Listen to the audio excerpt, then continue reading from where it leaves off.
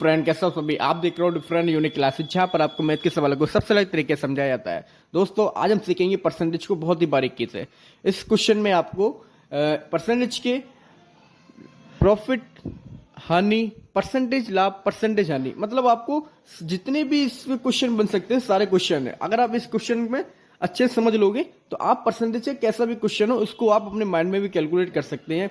इसलिए थोड़े अच्छे से समझ लो इसको, जिससे कि आपको परसेंटेज की कोई भी क्वेश्चन हो उसमें कभी आपको प्रॉब्लम नहीं आएगी। देखो सबसे पहले आपको समझना क्या है, परसेंटेज मतलब क्या होता है। परसेंटेज मतलब होता है 100। आपको बस ये बात याद रखनी है 100। अगर आप 100 को याद रख लिए आपका परसेंटेज अच्छे से आपको आ जाएगा। समझ लो आपको परसेंटेज फिनिश। अगर सिर्फ आप इतनी सी बात याद कर लो 100%, सिर्फ आपको परसेंटेज में एक ही चीज याद करनी है 100%। और अगर आपने 100% याद कर लिया, मैं गारंटी से कह सकता हूं कि आपको परसेंटेज में कभी भी कोई प्रॉब्लम नहीं आएगी। समझिए आगे अब हमने 100% क्या है। देखो अभी बात हम क्या कर रहे हैं, 500 की वस्तु है, ठीक है। अब आपका जो 500 है ना वो आपका कितना होगा 100%। इसलिए मैंने कहा था सिर्फ आपको ये 100% ही याद करना है बस, और कुछ नहीं याद करना है। जैसे आपको यहाँ पर अगर 600 दे दी जाती, 600 की वस्तु आपका होता है 600%, सॉरी 600 रुपये बराबर 100%, या 100% बराबर 600, ठीक है। अगर आपका होता 700 तब आपका यहाँ पे 600 की जगह आपके आ जाते कितने 700। कहने का मतलब ये है कि जिस वस्तु की बात हो, जितने रुपए की वस्तु होगी वो वस्तु आपकी उतने, वो वस्तु का रेट जो होगा वो कितना होगा आपका 100%, है ना। हमारी वस्तु कितनी है 500, इसलिए हम लिखेंगे 500 बराबर 100%, या हम लिख सकते हैं 100% इक्वल 500, ठीक है।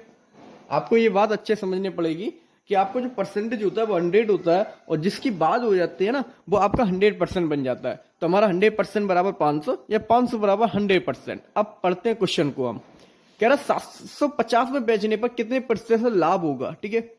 आप मुझे बताइए कोई 500 की वस्तु थी 750 में बिक रही है, ठीक है।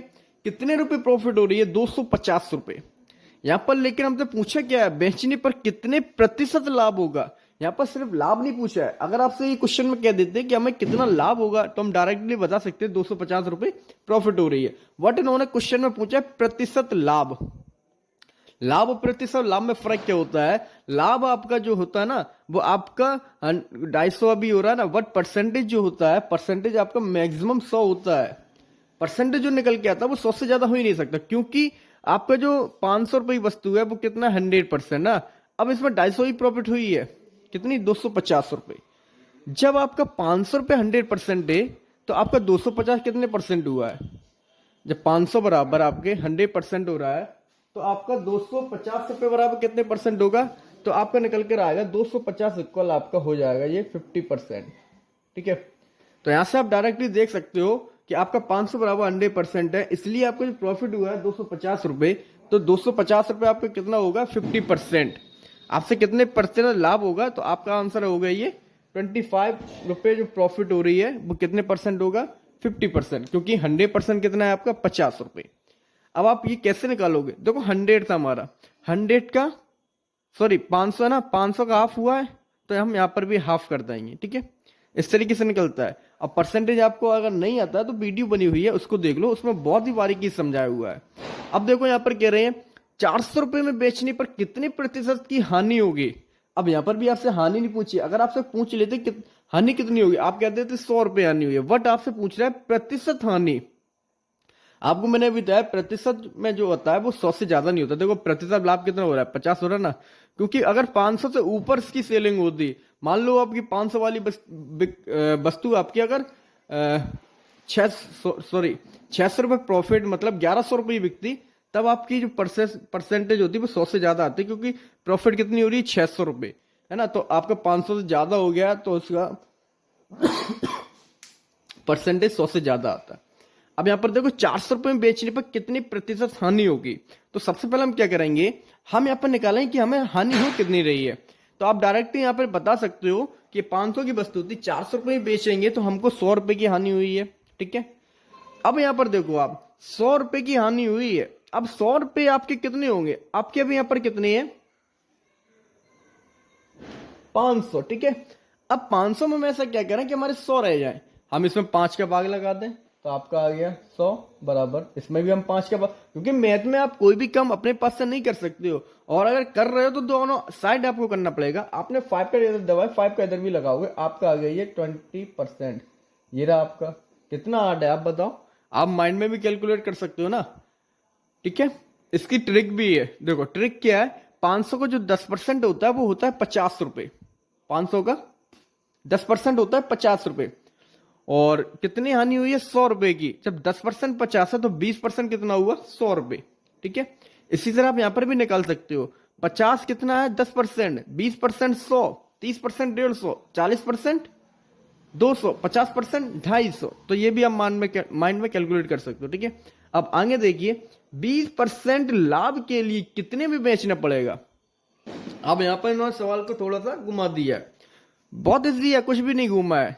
देखो आपको दे रखा है 500 बराबर 100%। ठीक है, कितने परसेंट लाभ चाहिए इनको, 20%, हमारा कितना है 100%। अब इस 100 में हम ऐसा क्या करें कि हमारा 20 रह जाए। अगर हम 100 में किसका भाग लगा दें 5 का, तो कितना रह जाएगा यहाँ पर 20%। ठीक है, अब यहाँ पर हमने 5 का डिवाइड लगा तो हमको 5 का डिवाइड इधर भी लगाना पड़ेगा, हम 5 का डिवाइड लगाए, आपको कितना आएगा 100 रुपए। ठीक है, तो ये आपको क्या निकल कर आ रहा है, 20% बराबर 100 रुपए। अब ये कह रहे हैं 20% लाभ के लिए कितने में बेचना पड़ेगा, तो 20% तो 100 रुपए आ गया, और वस्तु हमारी कितने की थी 500 रुपए की, और हमको उस पर 20% लाभ चाहिए, और 20% का मतलब 100 रुपए चाहिए, तो कितने की होगी 500 और 100 600 रुपए। तो आपका टोटल कितना हुआ 600 रुपए। कितना इजी क्वेश्चन है। यहां पर देखो 25% हानि के लिए, आप मुझे बताओ 100% ये है 500 रुपए। अब 100 में मैं से कह रहे हैं कि हमारा 25 रह जाए, तो इसके लिए आपको सिर्फ सिंपल सा करना क्या है, 4 का डिवाइड लगा दो। 4 का आप जैसे ही डिवाइड लगाओगे तो यहाँ पर कितना रह गया 25, यहाँ पर 4 का डिवाइड लगाओगे आप तो आपका 1, आपका यहाँ पर 2, और फिर आपके 5, 125। ठीक है, अब 25% हानि चाहिए। ठीक, तो 25% मतलब 125 रुपए कम करने पड़ेंगे। तो 500 में से जब आप 125 रुपए कम करोगे तो आपका जो आंसर आएगा वो आएगा 375। इजी है ना, बहुत ज्यादा इजी है। मैथ का कोई भी क्वेश्चन हो आपको, देखो अगर हार्ड होता अगर मैथ, तो इतने लोगों को फिर मैथ में इतना स्मार्ट कैसे हैं फिर लोग, वजह क्या, हम उसकी बेसिक को नहीं समझते हैं, यही वजह है बस, और कुछ भी नहीं। मैथ बहुत ज्यादा इजी है, बहुत ज्यादा। बस एक बार आप अच्छे से माइंड से ट्राई करके देखो, बेसिक से समझो, बेसिक से समझोगे कभी कोई प्रॉब्लम नहीं आएगी। अब परसेंटेज की बेसिक क्या है, परसेंटेज की बेसिक ये है कि जिस नंबर की बात होती है वो नंबर आपका हो जाता है 100%। ठीक है ना, आपका देखो 100% अब कितना होगा, आपका 100 की बात हो तो 100 100%, 200 की बात हो तो 200, अगर वस्तु का रेट 300 तो 300 100%, 400 400, 450 है 450, 550 है तो 500, 700 है तो 700, 800 है तो, मतलब आप कोई भी नंबर कुछ भी लिख दो XYZ, वो सभी के सभी क्या होंगे आपके 100%। ठीक है ना,